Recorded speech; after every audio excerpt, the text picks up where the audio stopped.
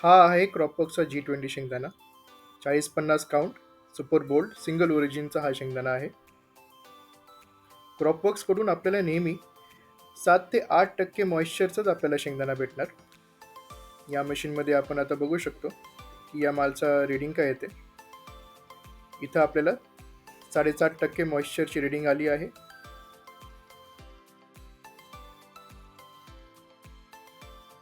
आपण आता एक सॅम्पल बॅच इथे प्रोसेस करणार आहे. तर त्याच्यासाठी आपण इथे मोजून शेंगदाणे घेऊया.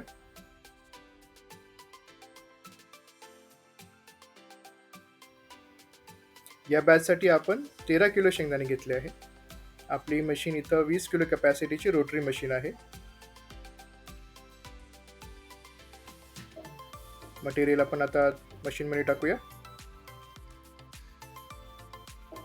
या व्हिडिओमध्ये आपण पाण्याची रिक्वायरमेंट, तेलाचा आउटपुट आणि सगळी प्रोसेस बघणार आहे.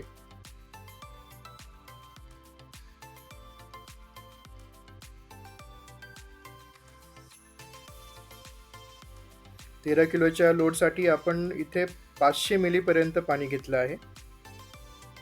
आपण पाहिलं होते की 7.5% मॉइश्चर होतं, तर आपल्याला इथं 500 मिलीपेक्षा थोडं कमीच पाणी लागणार. पाण्याचा अंदाज आपल्याला इथे माहिती आहे, म्हणून 450 मिली आपण पाणी इथं स्टार्टलाच टाकतोय.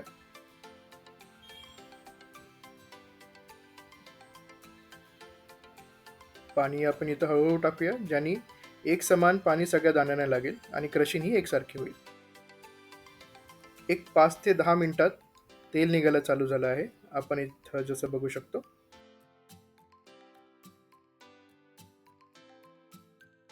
G20 शेंगदाण्याच्या बॅचमध्ये पहिल्या बॅचला थोडा जास्त गाळ येतो, पण जशी मशीन फिरते बॅच बाय बॅच गाळ पण कमी येतो आणि तेलची क्वालिटी पण आपल्याला चांगली भेटते.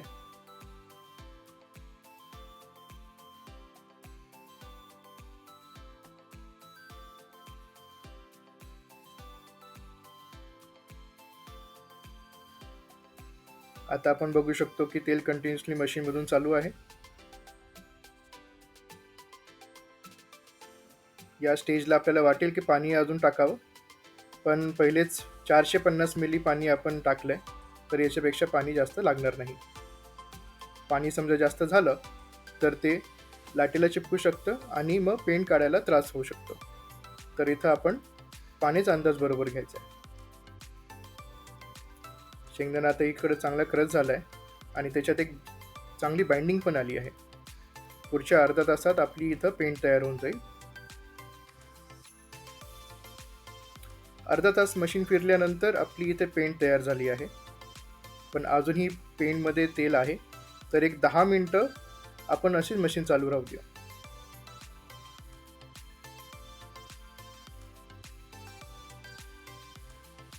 10 मिनटं मशीन फिरल्यानंतर आपण मशीन बंद केली आहे आणि आपण आता बघू पेंट कशी निघते आणि किती निघते, आणि त्याच्यानंतर आपण रिझल्ट पण बघू.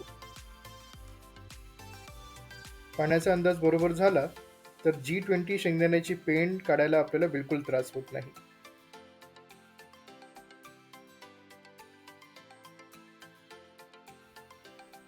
पेंट काढायसाठी आपण इथे थोडी गॅप तयार करत आहे.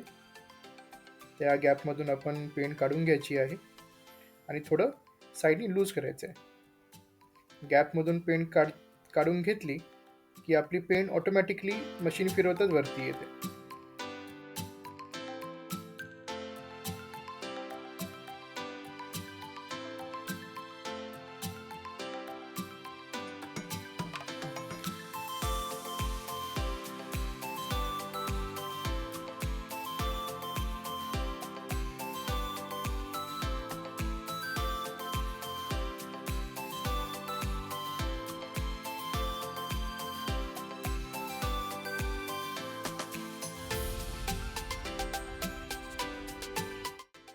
सगळी पेंट निघाली आहे.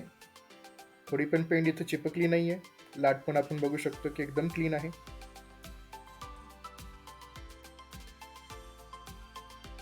आपण आता पहिले पेंटचं वजन बघू.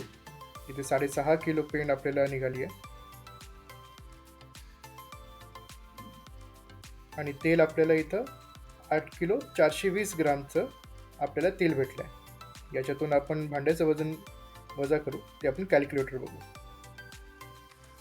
कॅल्क्युलेटर आपण भांड्याचं वजन वजा केलं आहे. 6.5 किलो आपल्याला इथं तेल भेटलं आहे आणि 13 किलोच्या हिशोबाने आपल्याला इथं 50%चं आउटपुट आपल्याला इथं तेलाचं आलेलं आहे.